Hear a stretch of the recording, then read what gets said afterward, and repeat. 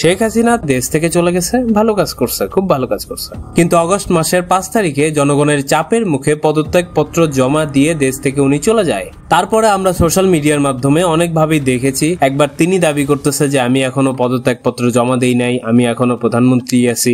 একবার তার ছেলে কি খায় উঠাই সে কয় না আমার মা এখনো প্রধানমন্ত্রী আছে, রাজনীতিতে ব্যাক করবে, হ্যান ত্যান অনেক কিছু। কিন্তু আজকে আপনাদের দেখাই আসল সত্যটা কি। উনি 5 তারিখে মহামান্য রাষ্ট্রপতির কাছে যে পেপারটা জমা দিয়ে দেশ থেকে পালাইছে, সেই পেপারে উনি কি লিখছিলেন সেটা পড়ে শুনি দেখি। এখানে দেখা যাচ্ছে প্রধানমন্ত্রীর কার্যালয়, পুরাতন সংসদ ভবন, ঢাকা। সেখান থেকে উনি বরাবর মহামান্য রাষ্ট্রপতির কাছে লিখছেন বিষয় প্রধানমন্ত্রীর পদ থেকে পদত্যাগ, একদম ক্লিয়ার করে বলা আছে। তারপরে বলছেন আমি গভীর দুঃখের সাথে জানাতে চাই সাম্প্রতিক বিক্ষোভ সংঘর্ষের প্রেক্ষিতে যেখানে 300 জনেরও বেশি মানুষ প্রাণ হারিয়েছে, সংখ্যাটা কম করেই কইছে, এবং আরো কোনো প্রাণহানি এড়ানোর জন্য আমি পদত্যাগের সিদ্ধান্ত নিয়েছি। একদম ক্লিয়ার কথা, আমি বাংলাদেশের প্রধানমন্ত্রী পদ থেকে পদত্যাগ করছি, একদম ক্লিয়ার। এই ঘটনাগুলোতে আমি সম্পূর্ণ দায়িত্ব স্বীকার করছি, তার মানে সে দায় মেনে নিছে এবং এ দেশের জনগণের নিরাপত্তা এবং কল্যাণের প্রতি আমার অঙ্গীকার সবসময় অটুট থাকবে। একটা কইছে একরকম। আচ্ছা, গত 15 বছর ধরে আমি আপনাদের সেবা করার সুযোগ পেয়েছি, যা আমার জীবনের সবচেয়ে বড় সম্মান।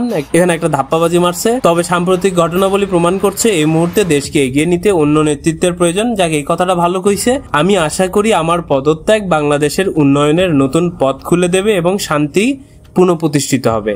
একদম ক্লিয়ার কাট কথা। এই কঠিন সময়ে আমার সরকার যা কিছু করেছে আমি তার জন্য গভীরভাবে অনুতপ্ততা সে স্বীকার করছে শেষমেশ, এবং সে লিখছে আমি সব বাধ্যবাধকতা মেনে নিচ্ছি এবং এই সিদ্ধান্ত বাংলাদেশের বৃহত্তর স্বার্থেই নিয়েছি। সে একদম স্বেচ্ছায় নিয়ে নিছে। বিনীত নিবেদক, শেখ হাসিনার সাইন, ক্লিয়ার কাট।